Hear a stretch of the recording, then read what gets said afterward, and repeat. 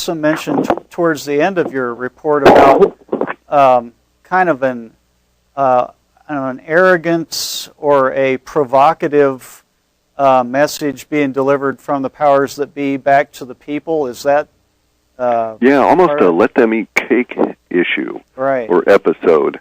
And it may also relate to the starvation in the underclass. Bear in mind that the United States, at the best of times, had the following relationship. One, if all of the United States could be taken as 100 people, one person owned 40% of the wealth, 19 other people owed 45% of the wealth, and then 80 people were struggling to own or share 15% of the wealth. That was the best we've ever achieved. Now we're at the ratio where we have one person that owns 61% of the wealth. We have 5 people that own another 7 or 8% of the wealth, and we have essentially 93% of us struggling to own less than 10 or 11% of the wealth of the country. So we've gone really topsy-turvy that way. So my way of thinking is that it's going to be the starvation and the degradation of life in a very rapid fashion that's going to trigger a violent reaction against the powers that be, and that it won't be safe in the United States to flaunt wealth at all. The idea of conspicuous consumption is going to turn, and it's going to turn radically, probably over the course of only a month or two. That's pretty darn fast.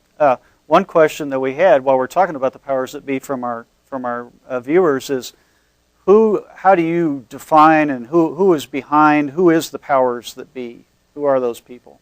I can give you names of individuals that I think are within them, but that's dangerous, and I won't. But I'll give you a fairly clear definition. Okay. Okay, the powers that be are any of those individuals, various different definitions that'll sort of define it. Powers that be are those individuals that have the security clearances higher than the President of the United States. And there's at least 27 layers of that security clearance. And so I think the powers that be are specifically the top 1, 2, and 3 layers of security clearance within our national security system. Unfortunately, the powers that be are nobody that we've likely ever seen on television or ever discussed in any magazine and stuff.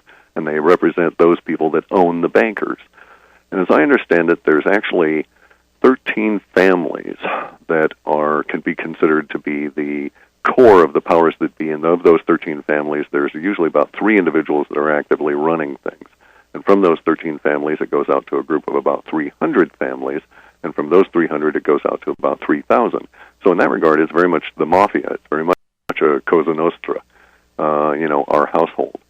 And then from there, they operate all of the political elite and what we would think of as the celebrity upper echelon civil service. And they're all minion classes. So the powers that be could be described as only those 13 families, or it might be considered the 3,000 families on up, or it could be those people that have that level of security clearance higher than the President of the United States. So these people are not just in the United States, then they're scattered throughout the world. Correct, and the revolution is going to be planetary. It's not a United States sort of thing. In a similar fashion, we're going to repeat history here. Not only did the world deal with the American Revolution, but we also had the French Revolution, a Spanish Revolution, the revolution in the Caribbean, revolutions up and down South America, all in a very brief period of time in the 1700s. We're going to go through something like that, only it'll all happen at once across the planet. Probably over the course of 2011 and onward.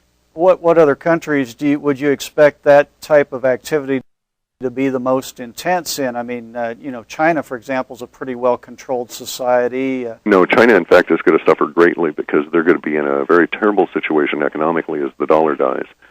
They have indeed dumped a lot of their dollar assets, but they're going to find themselves in a very interesting situation where they're going to have to turn their entire economy towards local or internal consumption just to keep their people employed. They've got a creeping unemployment problem that is going to threaten their political stability. Russia, on the other hand, seems fairly stable. Brazil seems fairly stable. Some of the South American countries are going to be fairly stable through this process. New Zealand will do okay. Australia will do okay from a different viewpoint entirely. The rest of the Anglosphere, though, is at most at risk. So that would be United States, Canada, to a lesser extent Canada, and then certainly Britain, and then over into Europe. Well, what's interesting about what you're saying there is that, of course, in the United States, we've got kind of a history of, independence and our constitutional way of thinking, constitutional government, it's not quite that way in Europe. And of course, we're armed in this country, whereas it's not that way in Europe because the laws have been passed to take away a lot of the guns. What form would a revolution take in Europe, seeing as how their background and their situation is different from ours?